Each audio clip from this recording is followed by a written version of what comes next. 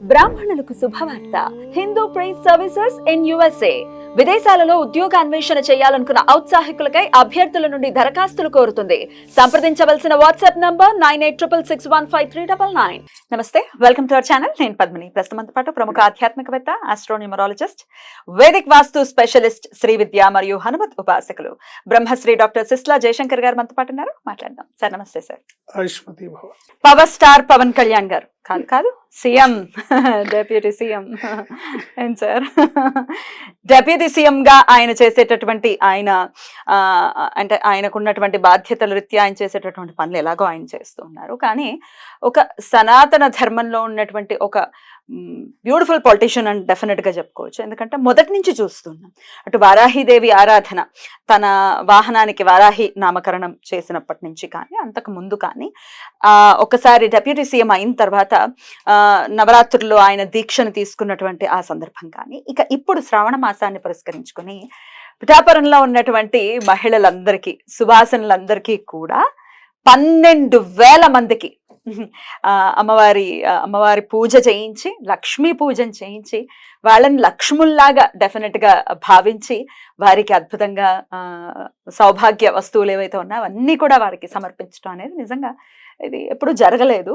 అంటే ఇక్కడ తెలంగాణ రాష్ట్రంలో బతుకమ్మ పండుగలప్పుడు కేసీఆర్ గారి ఆధ్వర్యంలో జరుగుతుంది, కవిత గారి ఆధ్వర్యంలో జరుగుతుంది. కానీ ఇలా ప్రత్యక్షంగా వాళ్ళకి ఇవ్వటం, వాళ్ళ చేత పూజ చేయించటం, అది జరిగింది ఎప్పుడూ లేదు. ఎలా చూడొచ్చు సార్ ఈ పొలిటిషియన్? బతుకమ్మ పండుగ అనేది ఒక ప్రాంతానికి సంబంధించిన ఆచారం. బట్ వరలక్ష్మి వ్రతం అనేది హైందవ ధర్మానికి సంబంధించిన అంశం. ఇక్కడ సంతోషకరమైన విషయం ఏంటంటే, పవన్ కళ్యాణ్ గారు ఏ రోజు కూడా ఆయన సనాతన ధర్మాన్ని, మన హిందూ ధర్మాన్ని పాటిస్తున్నా మిగతా ధర్మాలను కూడా సమమైన గౌరవ మర్యాదలతో ఆయన ట్రీట్ చేశారు. ఇప్పుడు ఒక రాజకీయ నాయకులు, ఇప్పటిదాకా ఉన్న సాంప్రదాయ రాజకీయ నాయకులు అందరూ చేసిన పని ఏంటంటే, ఇఫ్తార్ విందులకి అటెండ్ అయ్యారు, ఏంటి క్రిస్మస్ విందులకి అటెండ్ అయ్యారు. కానీ ఏ ఒక్క సనాతన ధర్మానికి సంబంధించిన పండుగల్లో దాన్ని ప్రజలు నియోజకవర్గంలో జరిపించడం, ప్రజలకు ఏదన్నా చేయడం, వ్యక్తిగతంగా వారు చేయడం. గణపతి పూజలకి ఏదో ఇప్పుడు గణపతి నవరాత్రుల్లో వెళ్ళి హాజరవ్వటం కాదు, మళ్ళీ గణపతి నవరాత్రులు వేరు. మళ్ళీ గణపతి నవరాత్రుల్లో అన్ని మతాల వాళ్ళు పాల్గొంటారు. అందులో హాజరవ్వటం వేరు. ఇది వ్యక్తిగతంగా చేస్తున్నారు. వ్యక్తిగతంగా చేసి తన నియోజకవర్గంలో ఉన్న మహిళలందరినీ కూడా వరలక్ష్మి మాతలుగా భావించి వాళ్ళతో వ్రతం చేయించి వాళ్ళకి వ్రత సామాగ్రి ఇచ్చారు. ఇది చాలా అభినందించదగ్గ విషయం. దీన్ని నాగబాబు గారి భార్య దగ్గరుండి చేయించడం అనేది మనం చూసాం. ఇది చాలా ఆనందకరమైన విషయం, ఇలాంటి ధర్మాన్ని పాటించడం. పవన్ కళ్యాణ్ గారు ఇలా అంటే మన హైందవ ధర్మం చెప్పింది ఏంటంటే, నీ ధర్మాన్ని పాటించు, పరధర్మాన్ని గౌరవించు. సో ఖచ్చితంగా పవన్ కళ్యాణ్ గారు ఆ పని చేస్తున్నారు. సనాతన ధర్మంలో ఏం చెప్పారంటే అదే చెప్పారు. భగవద్గీతలో ఏం చెప్పారంటే, నీ ధర్మాన్ని పాటించాలి, పరధర్మాన్ని గౌరవిస్తాం. మనం తోలనాడం మాదే మతమయ్యా, ఇది మతం కాదు, మా మతంలో చేరని ఎప్పుడు ఎవరు అనలేదు. ఆ కుసంస్కారం ఈ ధర్మానికి లేదు. సో ఖచ్చితంగా ఆయన ఆ బాటలో ఉన్నారు, ఆ పని చేస్తున్నారు. రియల్గా అలాంటి రాజకీయ నాయకుడిని కాపాడుకోవాల్సిన బాధ్యత, అలాంటి రాజకీయ నాయకుడికి మద్దతు ఇచ్చి నిలబెట్టుకోవాల్సిన బాధ్యత ప్రజలపైన ఉంది. డెఫినెట్లీ. ఆన్ దిస్ నోట్, అంటే ఏదో పూజలు చేస్తున్నారు అన్నది కాకుండా దీన్ని పక్కన పెట్టేస్తే, ఆయనకి సీఎం అయ్యే అటువంటి ఆ యోగం ఉందా? ఆయనకు కాదు, ఆంధ్రప్రదేశ్ ప్రజలకు ఉందా ఆయన సీఎం గా చూసేటటువంటి యోగం? ఇప్పుడు ఒకసారి రాజకీయ మీటింగ్ లో ఆయన ఏం చెప్పారంటే, నాకు పదవులు అనేవి తుచ్చం అని చెప్పారు. ఇది 100కి 100 రూపాయలు నిజం. ముఖ్యమంత్రి పదవి అనేది వస్తుందో రాదో, ఇప్పుడు ఆల్రెడీ ఈజ్ ఈక్వల్ టు ముఖ్యమంత్రి. ఇంకా ఆయన చూడని అధికారం కాదు, ఆయన చూడని సంపద కాదు, ఆయన చూడని ప్రాస్పరిటీ కాదు, ఆయన చూడని ఇది కాదు. బట్ పవన్ కళ్యాణ్ గారి రాజకీయ భవిష్యత్తు ఎలా ఉండబోతుంది అంటే, దేశ రాజకీయాల్లోనే ప్రముఖమైన పాత్ర వహిస్తారు.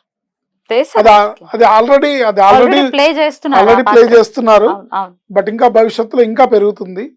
ఎందుకంటే ఆయనకి వన్స్ ఆ సక్సెస్ ఇచ్చిన కిక్ ఆయన్ని ఇంకా మరింత ప్రజల పట్ల, సమాజం పట్ల పునరంకితం అవడానికి బలాన్ని ఇస్తుంది. కాబట్టి ఓడిపోయినప్పుడే 2 చోట్ల ఓడిపోయి పార్టీ 1 సీట్తో గెలిచి 5 ఏళ్ళు దూరం ఉన్నప్పుడు ఎన్నో అవమానాలు భరించినప్పుడే ఆయన నిలబడి ముందుకొచ్చి నెగ్గారే.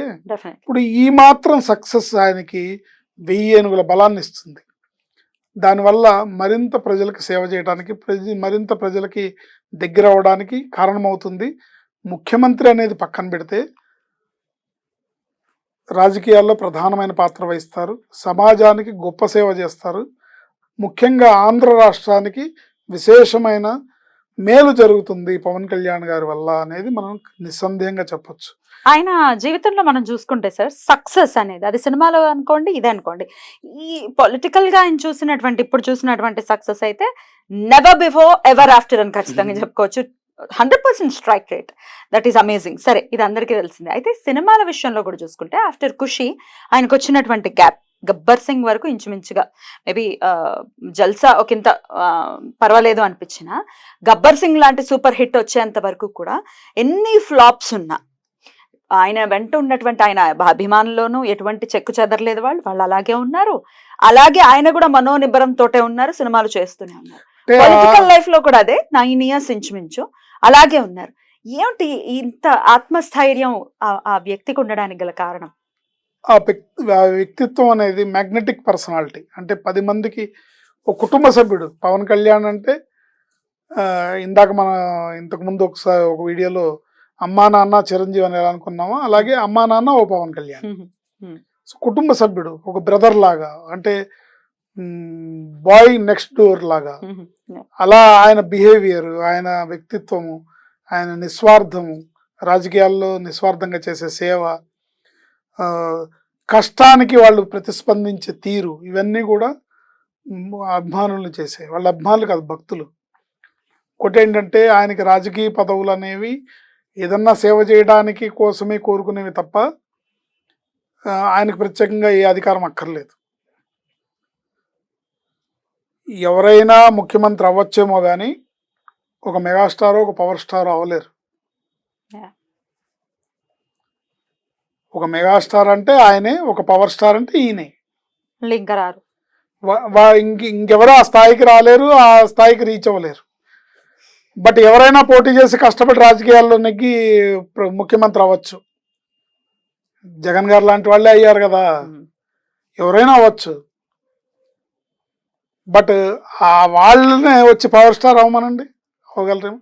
సో నా ఉద్దేశం ఏంటంటే రాజకీయాలకు అతీతంగా వాళ్ళు చేస్తున్న సేవ, వాళ్ళు చేస్తున్న మంచి పనులు, వాళ్ళ మంచి యాటిట్యూడ్, వాళ్ళ కుటుంబం సమాజం పట్ల వ్యవహరించే తీరు, ఇవన్నీ కూడా మిగతా ఇతర పదవుల కన్నా చాలా ఉన్నతమైనవి,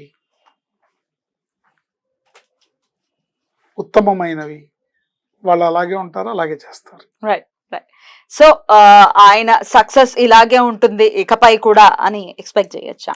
100% ఎందుకంటే యాజ్ లాంగ్ యాజ్ ఆయన కరప్టెడ్ కాదు, ఆయనకి డబ్బు మీద ఆశ లేదు, ఆయన కేవలం ప్రజలంటే పిచ్చి, ప్రజలకు రాష్ట్రం విడిపోవడంతో ప్రజలకు అన్యాయం జరిగిందని రాజకీయాల్లోకి వచ్చిన వ్యక్తి.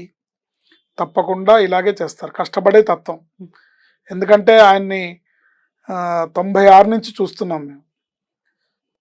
ఆ కష్టం ఎట్లా పడతారంటే ఆయన సినిమాల్లో ఉన్నప్పుడు కూడా ఆయన ఈ మార్షల్ ఆర్ట్స్ చేస్తుంటే కంటిన్యూగా ఇప్పుడు ఎవరైనా ఏదన్నా ఒక ప్రాక్టీస్ చేయాలన్నా, ఒక జిమ్ చేయాలన్నా, వర్కౌట్స్ చేయాలన్నా పొద్దున 1 గంట, సాయంత్రం 1 గంట చేస్తారు, లేకపోతే గంటన్నర చేస్తారు, 2 గంటలు. అలా కాదు పవన్ కళ్యాణ్ గారు, రోజుల తరబడి చేసేవాళ్ళు అనమాట. ప్రాక్టీస్ పొద్దుంచి సాయంత్రం దాకా అదే పని. డెడికేషన్, ఆ డెడికేషన్, ఆ కష్టపడే తత్వం ఉన్నప్పుడు ఖచ్చితంగా సక్సెస్ అనేది వచ్చి తీరుతుంది, వేరే మార్గం లేదు. అండ్ ప్రజల కోసం ఏదో చేయాలన్న తప్ప ఆయనకు స్వార్థం లేదు.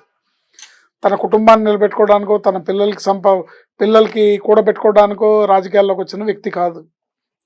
కాబట్టి ఖచ్చితంగా ఆయనకి బంగారు భవిష్యత్తు ఉంటుంది. ఆయన కాదు, ఆయన అధికారంలో, ఆయనకు భవిష్యత్తు బాగుంది, ఆయన అధికారంలో ఉన్నారంటే ప్రజల భవిష్యత్తు బాగున్నట్టే. ఇవాళ మనం చూస్తున్నాం అన్ని రకాలుగా కూడా, అన్నిట్లో ఆయన స్పందించే తీరు, అన్నిట్లో ఆయన మాట్లాడే ప్రతి ఒక్క శాఖ మీద ఆయనకున్న పట్టు, పంచాయతీల గురించి మాట్లాడినా, అటవీ శాఖ గురించి మాట్లాడినా, లేదా నిన్నగాక మొన్న తెలుగు భాషా దినోత్సవంలో తెలుగు గురించి చాలా మాట్లాడారు, అద్భుతంగా. అద్భుతంగా మాట్లాడారు. ఉమ్, సో ఇంతటి పరిజ్ఞానం ఉన్న వ్యక్తి ఏంటి, ఉమ్. ఆయన చాలా మంది చాలా రకాలుగా అవమానించారు. ఆ అవమానాలన్నీ ఆయనకి పూల పాన్పులైనాయి. ఇప్పుడు పావలా కళ్యాణని, చిల్లర కళ్యాణని, పర్సనల్ లైఫ్ ని పర్సనల్ లైఫ్ని, అవన్నీ కూడా బ్లెస్సింగ్స్ అవుతాయి. ఎప్పుడైతే సిన్సియర్గా ప్రజల కోసం చేయాలనుకున్న వ్యక్తి కోసం మీద మనం మాట్లాడితే, ఉదాహరణకి ఆకాశం మీదకి చూసి ఉమ్మేస్తే ఏమవుతుంది, అలా వాళ్ళని విమర్శించిన వాళ్ళు ఇబ్బందులు పడతారు తప్ప, ఇది చరిత్ర చెప్పిన నగ్న సత్యం. ఒక కత్తి మహేష్ని తీసుకోండి, ఒక శ్రీరెడ్డిని తీసుకోండి, ఒక పోసాని కృష్ణమురళిని తీసుకోండి, Right. మీరు ఎవరినైనా తీసుకోండి, Right. ఇంకా రాజకీయ నాయకులు ఉన్నారు కదా, Right. వాళ్ళందరిని తీసుకోండి, వాళ్ళే నష్టపోతారు తప్ప వీళ్ళకి ఏమవుతుంది. Right sir. ఎనీవే, సనాతన ధర్మాన్ని ఇంత అద్భుతంగా నమ్మటమే కాదు, దాన్ని అనుసరించే విధానం డెఫినెట్ గా స్ఫూర్తిదాయకం. చాలా చాలా సంతోషం. అలాంటి ఒక పొలిటీషియన్ ని చూడటం కూడా ఒక అదృష్టంగా డెఫినెట్ గా భావిస్తూ చాలా అద్భుతంగా వివరించారు. కృతజ్ఞతలు సార్. నమస్తే. ఆయుష్మతి భవ.